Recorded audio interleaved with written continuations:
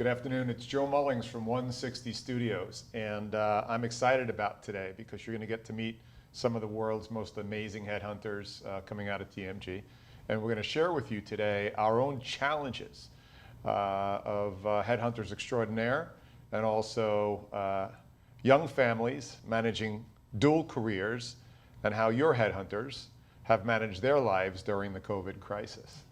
So I'm going to go around the horn and let each of these amazing players introduce themselves. Wes, you want to take us out of the gate? This is Wesley Kennedy-Sita. I'm an associate with the Mullings Group. I've been here coming on my 5th year. We specialize in advanced med tech, robotics, digital health. Want to say thank you for everybody who's watching this. Yeah, but also, come on, all the harassment in the market you give into all the robotics rock stars. We don't have to bring that up right now. Okay, sorry. I mean, We'll bring it up later. It'll be later on in my court. list. I'm Britt Voss. I've worked with these guys for a few years now. It's been a wild ride. It's been fun. I am Danielle Macca, and I've been here for about 4 years, and 2020 definitely has proven to be a crazy year. So we're excited to share with you. Yeah.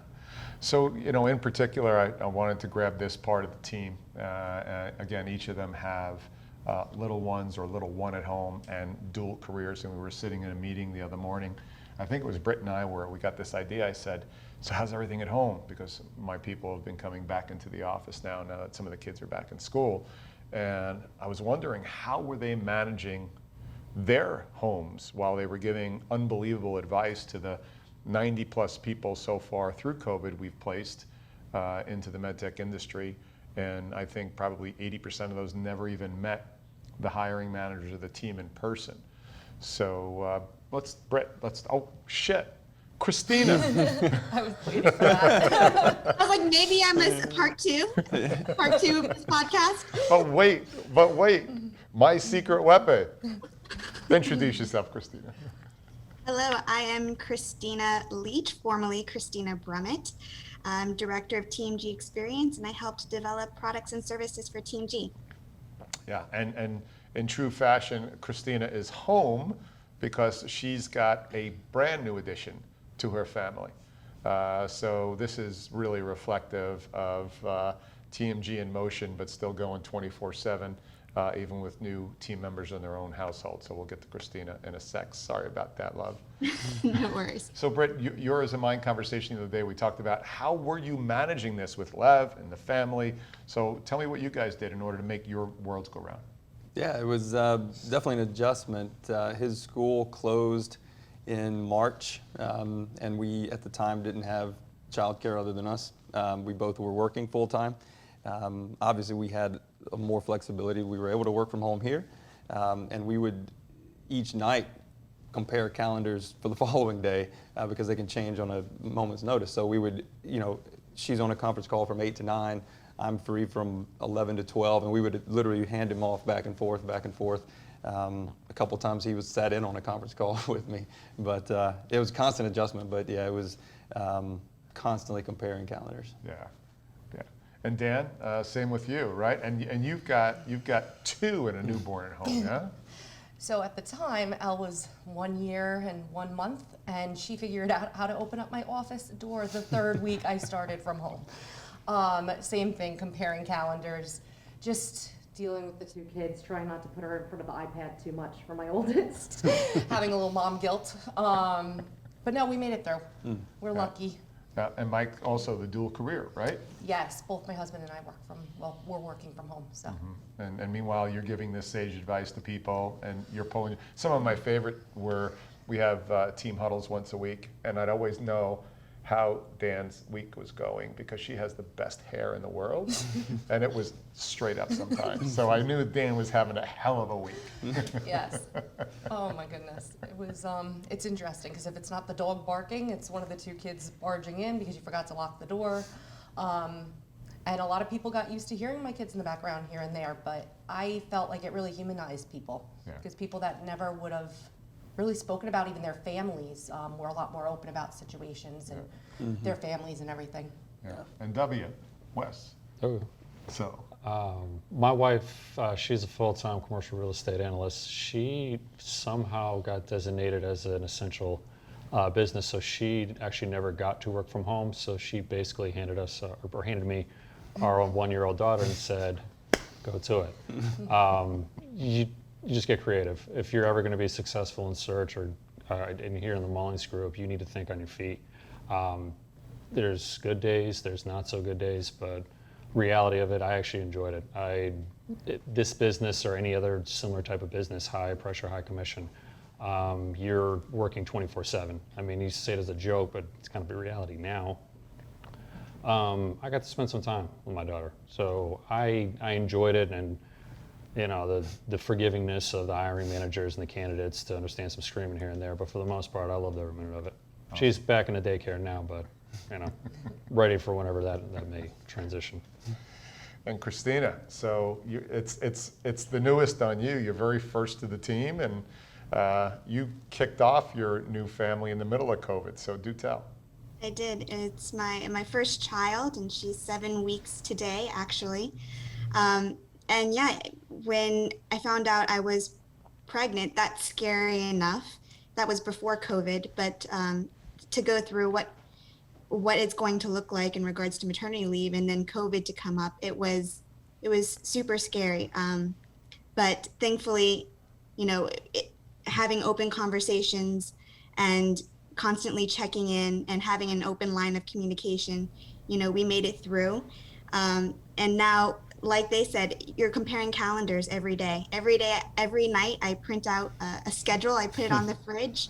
I thankfully have the help of my parents who come in Monday, Wednesday, and Friday and take a look at the schedule, and they know when they need to take Ella and what they need to do, and same thing with my husband. So it's a community, it's teamwork. It's really hard, but there are some really great moments in there where I wouldn't have been able to spend this type of time with my family and my newborn daughter. Yeah, it's awesome. And it was important to you too. I remember when we sat down, you said, listen, I don't want to give up motherhood. I don't want to give up my independent of who I am, and I don't want to give up my career. How do we make this work? And that was a really fun conversation for us. Yeah. Yeah.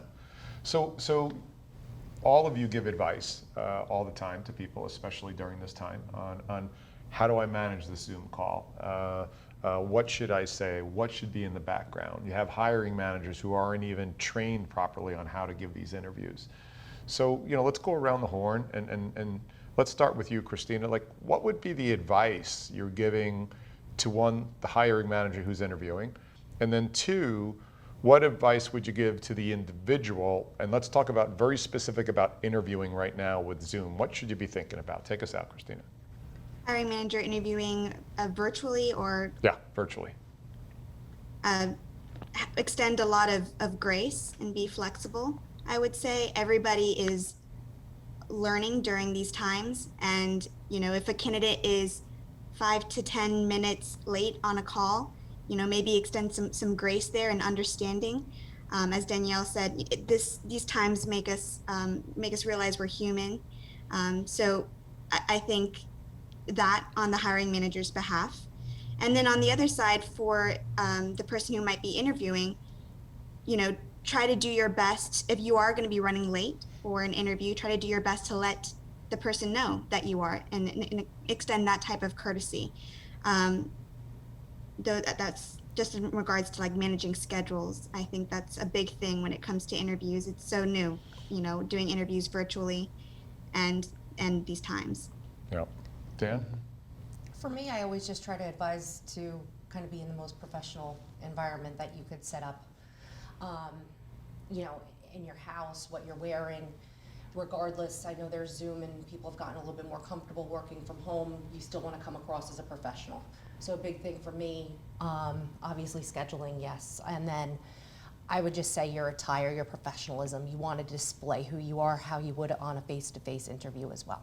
Yeah. And then how about the hiring manager? What should the hiring manager keep in mind is they're the one who may be as ill-equipped on the Zoom as the candidate? One thing that I have definitely coached some of my hiring managers on is just the fact that they're not always going to be in a space sometimes of they work at home and they could just get into a home office, because we do have people that still go into because we still work with a lot of manufacturing sites.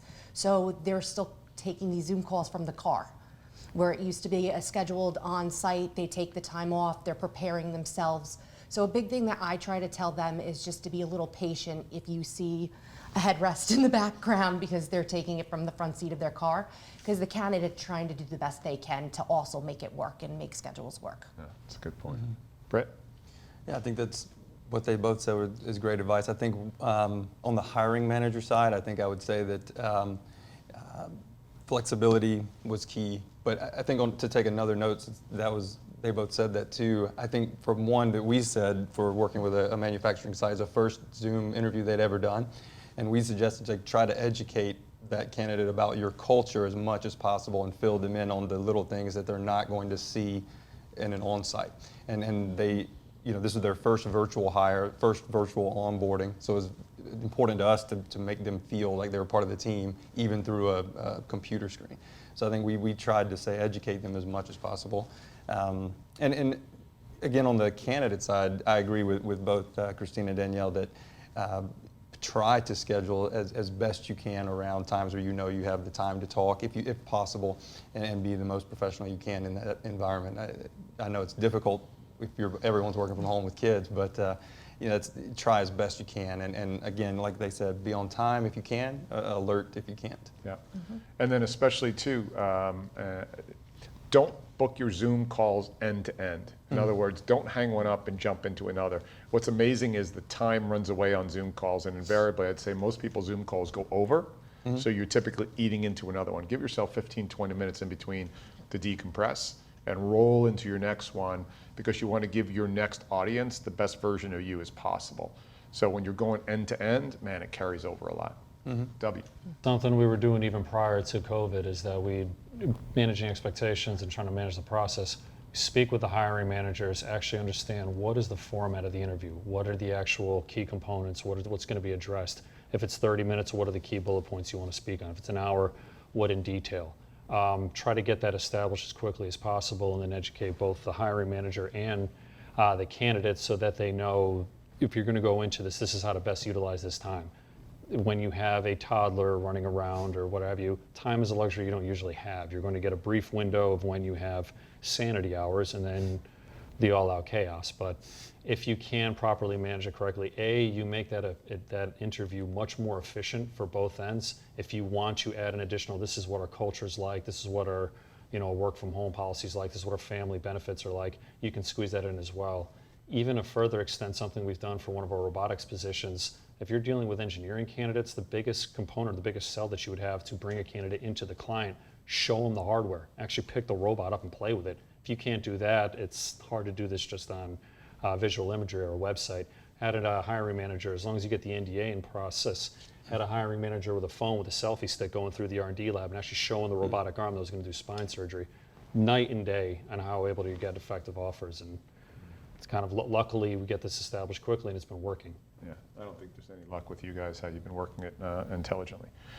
So, Brett, do you have a funniest story, either at your expense or without names, at somebody else's experience you've had? Any good stories? I think, I guess one about me, Danielle and I were leading a conference call for a manufacturing company in Boston. And it was one of those days where my wife and I both had conference calls at the same time. So it was a matter of who's not speaking can watch Lev. And at the time I was talking, Lev's in my lap, making noise, banging on the keyboard, trying to watch his movies. And I'm apologizing profusely because it's clearly unprofessional, but I just have no choice. And the funny thing to me was that, and I think almost to make me feel better, the vice president of HR unmuted her phone. She had the exact same situation going on, and they made a joke out of it. And this is like, to use the probably tired term, this is the new normal, that they were totally okay with it. And it obviously put everyone at ease, but like Dan said earlier, it humanized all of us going through this. So they were doing the same thing we were. Yeah, in the same shoes, right? This was launched on everybody. Nobody was prepared for this. Right. And we're all figuring it out along the way. And even those right now, even after 8 months, nobody's got a best practices Zoom out there, which is crazy. Yeah. Dan, how about you? Is there a funniest moment, your time or somebody else's time? Again, without names or companies. I'll do it at my expense. I was on kind of back-to-back calls, and it was like 4:30, and the kids were really hungry. So I came out, and I'm like scrambling to make dinner, and Mike was upstairs like finishing a Zoom call. And he came down, and we had the girls in the bathtub, and all of a sudden I hear on the floor like do do do do do do do, and I was like, Mike, go get Elle, because I had a call in another 45 minutes. I was like, get dinner done, get everybody fed. I hear do do do do do do do. She comes downstairs and she hands him a poop. And I was just like, and now I have to go into a call in 30 minutes, and this is all I'm thinking about, because my husband isn't thorough, and of course he doesn't look everywhere to where she spread it. So that was like a really quick 30-minute scramble to clean my house. I don't know if you all at home used it, but the bathtub was key during this time. Kept them very entertained for 4 and under. So. That's cool. Wes? Oh, nothing to that extent, honestly. I got lucky.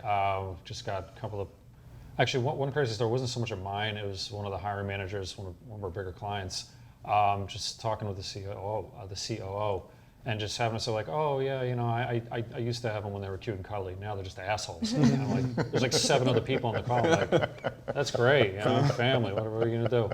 But they both said it humanizes everybody. If you get it, you realize we're all in the same boat, and I mean, either make success of it, or you can wallow in it, but just keep going forward. And it's nice that really everybody is in the same boat, right? In the same boat. Christina, so you have a newborn, so not as much out and about and bringing nice little sort of Hershey bar gifts to the families. But how about from your end? Anything interesting? Well, nothing in regards to client calls, but we had some internal calls, and you know, sometimes I'll take them when I'm breastfeeding Ella, but I'll be on mute, and I'll let everybody know, you know, I won't be able to speak up because I'm breastfeeding, but you know, I'll speak up afterwards. And there's this, I forgot to unmute myself, and Ella's very vocal when she's eating, so you could just hear her go, like cooing, and then everybody's like, what's that sound? I'm like, oh, sorry. I had the TV on too loud. Yeah, that's what it was. So, you know, something that I was thinking of, you know, as we talk about this subject and you think about everybody's experiences, you know, a little serious part of this is that have a lot of empathy. There are people who are tossed into this situation that maybe aren't, I don't want to use the word or overuse it, as privileged as a lot of us, where we have a home with 3 or 4 bedrooms to it, or 2 or 3 bedrooms.